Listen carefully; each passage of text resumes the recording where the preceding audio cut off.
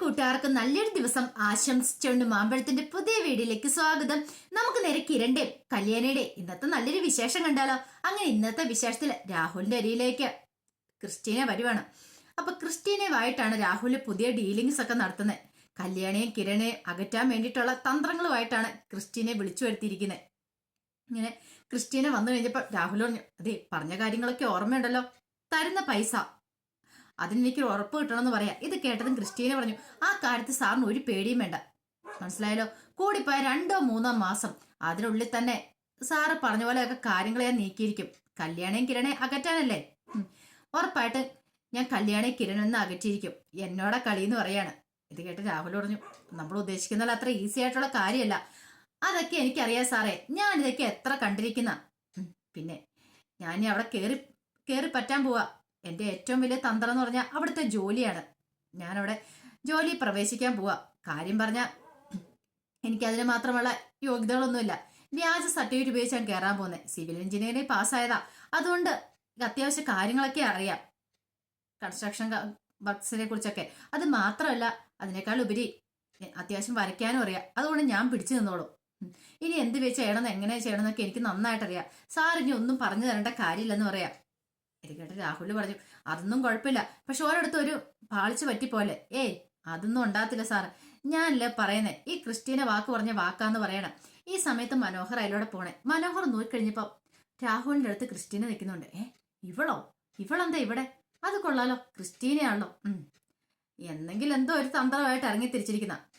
താൻ പെണ്ണുങ്ങളെ വല വീശി പിടിക്കുകയാണെങ്കിൽ ഇവൾ ആണുങ്ങളെ ചൂണ്ടയിടിട്ട് പിടിക്കുന്ന ടൈപ്പാ. തന്റെ സെയിം വേവലം തന്നെ ഇവൾക്കും. അങ്ങനെയാണെങ്കിൽ ഉറപ്പായിട്ടും എന്തോ ഒരു കുതന്ത്രം ഒപ്പിച്ചോണ്ടാ വന്ന് നിൽക്കുന്നത്. എന്താണെങ്കിലും പിന്നീട് ഇവളോട് ചോദിച്ച് മനസ്സിലാക്കാം. മനോഹർ അപ്പൊ തന്നെ അങ്ങോട്ട് പോവാണ്. പിന്നീട് കാണിക്കുന്നത് കിരണ് വീട്ടിലേക്ക് വരണ സമയത്താണ് കല്യാണിയുടെ കോള് വരുന്നത്. എന്താ അവളോട് പറയണേ? ഇവള് വിളിക്കുന്നുണ്ട്, ലേലത്തെ കുറിച്ചൊക്കെ ചോദിക്കും. അങ്ങനെ കോൾ എടുത്തു കഴിഞ്ഞപ്പോ കല്യാണി ചോദിച്ചു, എങ്ങനെയാ കിരണേട്ടാ ലേലത്തിൽ ആ കമ്പനി പിടിച്ചോന്ന് ചോദിക്കുകയാണ്. നമുക്ക് തന്നെ ആയിരിക്കും അല്ലേന്ന് ചോദിക്കാം. ഇത് കേട്ട കിരണൊന്നും മിണ്ടിയില്ല. എന്ത് പറ്റി? അത് നമുക്ക് കിട്ടിയില്ല, നമ്മൾ കൈവിട്ട് പോയെന്ന് പറയാം. അതെന്ത്? അതെന്ന് പറഞ്ഞ കിരൺ നിർത്തുവാണ്. ആ സാരില്ല കിരണേട്ടാ, ഇങ്ങനെയൊക്കെ ഉണ്ടാവും, അതൊക്കെ സ്വാഭാവികമായിട്ടുള്ള കാര്യങ്ങളാ, അതിന് ടെൻഷൻ അടിക്കേണ്ട കാര്യമില്ലെന്ന് പറയാം. എനിക്ക് ടെൻഷൻ ഒന്നുമില്ല, പക്ഷേ എങ്കില് അത് പിടിച്ചെടുത്തിരിക്കുന്ന ആരാന്നറിയോ? കാർത്തികയാന്ന് പറയുന്നത്. കാർത്തികയോ? അതെ, കാർത്തിക തന്നെയാ കമ്പനി പിടിച്ചെടുത്തിരിക്കുന്നത്. അതിൻ്റെതായ ഒരു വിഷമം. കാരണം ആ സമയത്ത് വിക്രമും കൂടെ അങ്ങോട്ട് വന്നിട്ടുണ്ടായിരുന്നു. എല്ലാം കഴിഞ്ഞ് നമുക്ക് ആ കമ്പനിയിൽ നിന്നും പറഞ്ഞിരുന്നാണ്. ആ സമയത്താണ് അവസാനത്തെ ആ കവറും കൂടെ പൊട്ടിക്കുന്നത്. അപ്പൊ അതിന് 4 കോടി രൂപയ്ക്ക് അവർ പിടിച്ചിരിക്കുന്നത് പറയാണ്. 4 കോടി രൂപയ്ക്കോ? 3.5 കോടി തന്നെ അതിനകത്ത് മാക്സിമം എമൗണ്ട് ആ കമ്പനിക്ക് വേണ്ടിയിട്ടുള്ളത്. 4 കോടി രൂപ എന്ന് പറഞ്ഞാൽ അത് അധികമല്ലേ? അതൊക്കെ അറിയാം, പക്ഷെ മനഃപൂർവ്വം കാർത്തിക് ഇറങ്ങി കളിച്ചിരിക്കുക. കൂട്ടാ വിക്രമം ഉണ്ടെന്ന് പറയണം. എന്നാലും വിക്രത്തിനും അവന്റെ അച്ഛനും ഇത് എങ്ങനെ തോന്നുന്നു, ഇത്ര ദുഷ്ടകളാനായിട്ട് എന്ന് പറയാം. അതെ, കിരണേട്ടൻ അതോർത്തൊന്നും വിഷമിക്കണ്ട കേട്ടോ. കിരണേട്ടൻ ധൈര്യമായിട്ടിരിക്കുക. ഈ വണ്ടി പോയാൽ തീവണ്ടി വരുമെന്നല്ലേ പറയണേ. നമുക്കുള്ളത് വേറെ വരും. ഇനിയിപ്പൊ അവരത് കൊണ്ടോട്ടെ, ടെൻഷൻ അടിക്കേണ്ട കാര്യമില്ലെന്ന് പറയാണ്. കിരൺ പറഞ്ഞു, എനിക്കെന്ത് ടെൻഷൻ? എനിക്കൊരു ടെൻഷൻ ഇല്ലാന്ന് പറയാം. അതെ, ഇനി ഈ കാര്യമൊക്കെ ഓർത്തിരുന്നിട്ട്, അതെ നമ്മുടെ കോമ്പറ്റീഷൻ വരുവാ, അതിനകത്ത് വിന്നർ ആയിക്കണം. എന്നിട്ട് വേണം ജയിച്ച് ഇങ്ങോട്ട് വരണം. അവരുടെയൊക്കെ മുന്നിൽ നിന്ന് എളിഞ്ഞ് നിൽക്കേണ്ടതെന്ന് ചോദിക്കും. അവരുടെയൊക്കെ മുന്നിൽ തല ഉയർത്തി പിടിച്ച് നിൽക്കണമെങ്കിൽ ഏറ്റവും നല്ല മാർഗം ഇതാണ്. നീ വിന്നറായിട്ട് ഇങ്ങോട്ട് തിരികെ വരണം. അതെന്റെ ഏറ്റവും വലിയ ആഗ്രഹം എന്ന് പറയാം. ശരി, അന്ന് കിരണേട്ടൻ വെച്ചോളാൻ പറയാണ്. പിന്നീട് മനോഹർ വീട്ടിലേക്ക് വരുന്ന സമയത്ത് ശാരി ആകെപ്പാടെ അസ്വസ്ഥപ്പെട്ട് ഇങ്ങനെ നിൽക്കുക. മനോഹറിനെ കണ്ടത് ശാരി ഓടിച്ചെന്നിട്ട് ചോദിച്ചു, എന്തായി മോനെ കാര്യങ്ങളൊക്കെ? അവളെ കുറിച്ച് വല്ല വിവരം കിട്ടിയോ? ആ താരേനെ കുറിച്ച് ഇനി പോലീസുകാർ വല്ല അന്വേഷിക്കുന്നുണ്ടോ? ബോഡി വല്ലതും കിട്ടിയോ? അങ്ങനെ 100 ചിന്തകളായിരുന്നു ശാരിയുടെ ഉള്ളില്. എല്ലാം കേട്ട് കഴിഞ്ഞപ്പോ മനോഹർ പറഞ്ഞു, അമ്മേ അവിടെ എങ്ങും ഇല്ല. താരാൻ്റെ ഞാൻ അവിടെ എങ്ങും അന്വേഷിച്ചു, അവിടെ എങ്ങും ഇല്ലാന്ന് പറയാ. പിന്നീട് ഹോസ്പിറ്റലൊക്കെ പോയി കയറി ഇറങ്ങി അന്വേഷിച്ചു. ഒരു വിവരം കിട്ടിയിട്ടെന്ന് പറയാം. എന്താ? താരാനി മരിച്ചിട്ടില്ലെന്ന് പറയണേ. മരിച്ചിട്ടില്ലേ? അതെ, മരിച്ചിട്ടില്ല. ആ ചന്ദ്രസേനും കൂട്ടരുണ്ട് ഹോസ്പിറ്റലിൽ എന്ന് പറയണം. ഇത് കേട്ടതും ശാരീരിയുടെ ഞെട്ടലുണ്ട്. എന്റെ ഭഗവാനെ, അവള് മരിച്ചിട്ടില്ലെന്ന് ഓർക്കുമ്പോ എനിക്ക് സന്തോഷമുണ്ട്. പക്ഷേങ്കില് അവൾക്കിനി ബോധം വീണ് കഴിയുമ്പോ അവള് സത്യങ്ങളൊക്കെ തുറന്നു പറയലേ. അങ്ങനെയാണെങ്കിൽ ആ കിരണും ചന്ദ്രസേനും കൂടെ ഇങ്ങോട്ടൊരു വരവരുമോ? അതിനെക്കുറിച്ച് എനിക്ക് ചിന്തിക്കാൻ പോലും പറ്റത്തില്ലെന്ന് പറയാം. ഇവിടെ മനോഹർ പറഞ്ഞു, അമ്മ അതിനെക്കുറിച്ചൊന്നും ടെൻഷൻ അടിക്കേണ്ട, അത് വരാൻ പോകുന്ന കാര്യങ്ങളല്ലേ. എന്തിനാ? അവരിനിയിപ്പോ ബോധം വീണുമ്പോ എന്തെങ്കിലും തുറന്ന് പറഞ്ഞാലേ ഉള്ളൂ. അവര് പറഞ്ഞില്ലേ കുഴപ്പമൊന്നുമില്ലല്ലോ. അതൊക്കെ എനിക്ക് അറിയാം മോനെ, എന്നാലും വല്ലാത്തൊരു വിഷമം. അമ്മേ, ഇപ്പൊ തന്നെയാണെങ്കിൽ 3-4 പേര് കൂടി ചേർത്തല്ലേ ഇവിടുത്തെ അത്യാവശ്യം ഗുണ്ടകളവന്മാര് എന്നെ ഹെൽപ്പ് ചെയ്തേ. ഇപ്പൊ ഇപ്പൊ തന്നെ അവന്മാർക്ക് വേറെ 1,00,000 രൂപയും കൂടെ ഞാൻ കൊടുത്തു.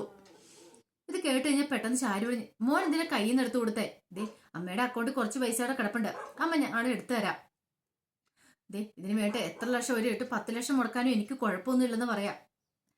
അങ്ങനെ ഇത് കേട്ട് ഞാൻ മനോഹറിന് സന്തോഷമായി. കൊള്ളാം, പൈസ എടുത്ത് തരട്ടെ. ദേ മോന്റെ അക്കൗണ്ടിൽ നിന്ന് പൈസയൊന്നും എടുക്കണ്ട, ഞാൻ കാണണല്ലേ ഈ പ്രശ്നങ്ങളൊക്കെ ഉണ്ടായത്.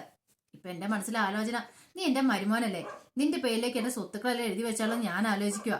അല്ലെങ്കിൽ ഇനി ആർക്ക് വേണ്ടിയിട്ടാ? ഒരുപക്ഷെ സരുവിനോട് പറഞ്ഞ അവള് സമ്മതിക്കുമെന്ന് തോന്നുന്നില്ല. അവളുടെ പേരിൽ എഴുതി വെക്കാനേ പറയുള്ളൂ. പക്ഷേ ഞാൻ എന്റെ മോന്റെ പേരിൽ എഴുതി വെക്കുള്ളൂ. കാരണം നീ എനിക്ക് മരുമോനല്ല, സ്വന്തം മോനെ പോലെ തന്നെയാന്ന് പറയാം. ഇതിന്റെ ഒന്നും കാര്യമില്ലമ്മേ, അമ്മ എന്റെ പേർക്കൊന്നും എഴുതി വെക്കണ്ടെന്ന് പറയാം. അങ്ങനെ പറയരുത്, നിന്നെ എനിക്ക് വിശ്വാസമാ. ഇനി നമ്മൾ അമേരിക്കക്ക് പോകാൻ പോയില്ലേ?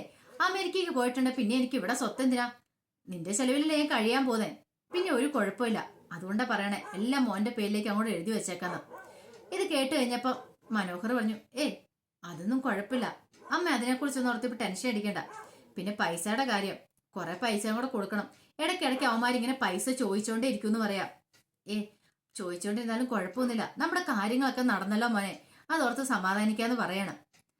പിന്നീട് മനോഹർ ക്രിസ്റ്റീനെ വിളിപ്പിച്ചിട്ടുണ്ടായിരുന്നു. ക്രിസ്റ്റീന മനോഹറിനെ കാണാനായിട്ട് കോഫി ഷോപ്പിലേക്ക് വരുവാണ്.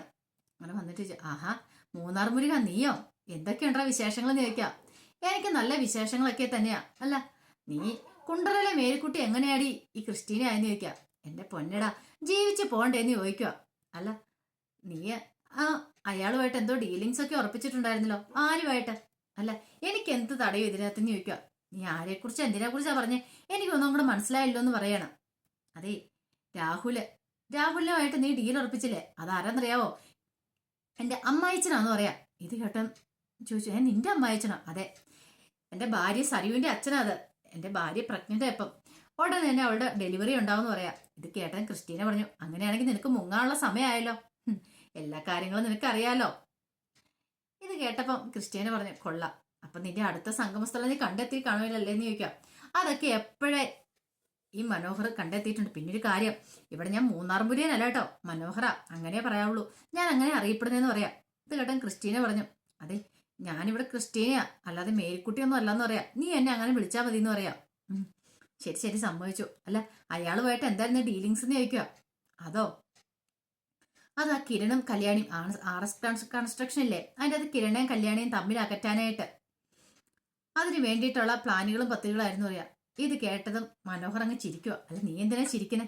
ഒരു കാര്യം ചെയ്യ, നീ അഡ്വാൻസ് പൈസ മേടിച്ചു, അതങ്ങോട്ട് തിരിച്ചു കൊടുത്തേക്കാൻ പറയാം.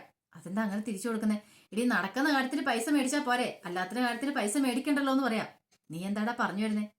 നിനക്ക് അവരെ കുറിച്ച് അറിയത്തില്ലാഞ്ഞിട്ടാ. കിരണൻ കല്യാണെ ഈ ജന്മത്തിൽ നിന്നെ കൊണ്ട് അകറ്റാൻ പറ്റുമെന്ന് തോന്നില്ല. ഇത് കേട്ടത് അവന് പറഞ്ഞു, പിന്നെ 4 മാസം മതി എനിക്ക്, ഞാൻ അവരെ അകറ്റുമെന്ന് പറയണം. പിന്നെ 4 മാസം. അതെ അവളെ വളയ്ക്കാൻ പറ്റുമെങ്കിൽ ഞാൻ വളയ്ക്കാൻ പറ്റുമെന്ന് മാക്സിമം നോക്കിയതാ, പക്ഷെ നടന്നില്ല. കല്യാണം കഴിഞ്ഞാലും കുഴപ്പമില്ലെന്നുള്ള രീതിയായിരുന്നു, പക്ഷെ ഒന്നും നടന്നില്ല. ഈ സമയം ക്രിസ്റ്റീന ചോദിച്ചു, ഓഹോ അപ്പൊ നീ അതിന് ട്രൈ ചെയ്തായിരുന്നല്ലേന്ന് ചോദിക്കാം. പിന്നെ ട്രൈ ചെയ്യാതിരിക്കുവോ? പക്ഷെങ്കില് അവരെ തമ്മിൽ അകറ്റാൻ പറ്റില്ല. അതിപ്പോ നീ എന്നല്ല ആര് നോക്കിയാലും പറ്റില്ല. അതുകൊണ്ടാണ് ഞാൻ പറഞ്ഞത് ആ പൈസ അങ്ങോട്ട് തിരിച്ചു കൊടുത്തേക്കാൻ പറഞ്ഞത്. എടാ മോനെ, അങ്ങനെയാണെങ്കിൽ അവരെ അകറ്റിയിട്ട് തന്നെ കാര്യമുള്ളൂ. ഞാൻ നീ മനോഹർ പറഞ്ഞു, എന്നാ ശരി നമുക്ക് ബെറ്റ് വെച്ചേക്കാം. നീ അവരെ തമ്മിൽ അകറ്റുവാണെങ്കിൽ നിനക്ക് 10 ലക്ഷം രൂപ ഞാൻ തന്നേക്കാന്ന് പറയാം. ഇപ്പൊ എന്റെ പൈസ ഒന്നും ഇല്ല, പക്ഷെ എങ്ങനെ ഞാൻ ഉണ്ടാക്കി തന്നിരിക്കുമെന്ന് പറയാം. ക്രിസ്റ്റീന് പറഞ്ഞു, അങ്ങനെയാണോ? അന്ന് ഒരു കാര്യം ചെയ്യ, എനിക്ക് അവരെ അകറ്റാൻ പറ്റിയില്ലെങ്കിൽ 10 ലക്ഷം രൂപ ഞാൻ നിനക്ക് തന്നേക്കാന്ന് പറയാം. അങ്ങനെ അങ്ങോട്ടോട്ട് ബെറ്റ് വെക്കുവാണ്. മനോഹർ നീ ഉദ്ദേശിക്കുന്ന പോലെയൊന്നും അല്ല ആള്. കിരണും കല്യാണി എന്ന് പറഞ്ഞാൽ നിനക്ക് അവിടെ ചെന്ന് കഴിയുമ്പോൾ അതിനെക്കുറിച്ചൊക്കെ മനസ്സിലാവും. നീ പഠിക്കാൻ വരുന്നുള്ളൂ അവരാരാ എന്താന്നൊക്കെ ഉള്ളത്. ഇത്രയും കാലം ഞാൻ കണ്ടതിൽ വെച്ച ഏറ്റവും നല്ല ബോൾഡായിട്ടൊരു പെൺകുട്ടിയാണ് കല്യാണി. അവളുടെ മുന്നേ നമ്മൾ ചെന്ന് നിന്നിട്ടുണ്ടെങ്കിൽ നമുക്കൊന്നും തിരിച്ചു പറയാൻ പോലും പറ്റാത്തൊരു അവസ്ഥയാണ്. അറിയാവോ, നിനക്കത് പതിയെ മനസ്സിലായിക്കോളൂ എന്ന് പറയാം. ക്രിസ്റ്റീന പറഞ്ഞു, എന്നാലും കുഴപ്പമില്ലട മോനെ, എനിക്ക് ഈ വെല്ലുവിളി ഇങ്ങനെയുള്ള കാര്യങ്ങൾ ചലഞ്ച് ഏറ്റെടുക്കുന്ന എനിക്ക് ഏറ്റവും വലിയ ഇഷ്ടം. അപ്പൊ അവരെ തമ്മിൽ അകറ്റും. അല്ല അച്ഛനും അമ്മയ്ക്കും ഉള്ളതല്ലേ കിരണും കല്യാണിക്കും? കിരണ് അച്ഛനും അമ്മയൊക്കെ ഉണ്ടെന്ന് പറയാം. അല്ല അച്ഛൻ്റെ കൂടെ തന്നെ അമ്മയില്ലേന്ന് നിൽക്കും. എന്താ അങ്ങനെ ചോദിച്ചേ? അങ്ങനെയാണെങ്കിൽ ഇനി മിക്കവാറും വേണമെങ്കിൽ അവരുടെ അമ്മേനെ കൂടെ ഞാൻ വേണേ അകറ്റിട്ട് അവിടെ നിന്ന് പോവളെന്ന് പറയണം. പിന്നെ നടന്നത് തന്നെ കാര്യം, ഞാൻ പെറ്റുവെച്ച കാര്യം നീ മറക്കല്ലെന്ന് പറയണം. ശരി ഞാൻ വെല്ലുവിളി ഏറ്റെടുത്തിരിക്കുന്നു, നമുക്ക് കാണാം. 3 മാസത്തിനുള്ളിൽ തന്നെ അവരെ തമ്മിൽ അകറ്റിയിരിക്കും എന്ന് പറയാം. ശരിയെന്ന് മനോഹർ പറയണം. അപ്പൊ അതിന്റെ വിശേഷങ്ങളൊക്കെയാണ് നമ്മൾ കണ്ടത്. ഇതിന്റെ ബാക്കി വിശേഷങ്ങളുമായിട്ട് വൈകുന്നേരത്തെ പ്രൊമോയി വരാം കേട്ടോ. ഒരിക്കൽ കൂടി എല്ലാവർക്കും നല്ലൊരു ദിവസം ആശംസിച്ചുകൊണ്ട് നിർത്തുന്നു. നന്ദി.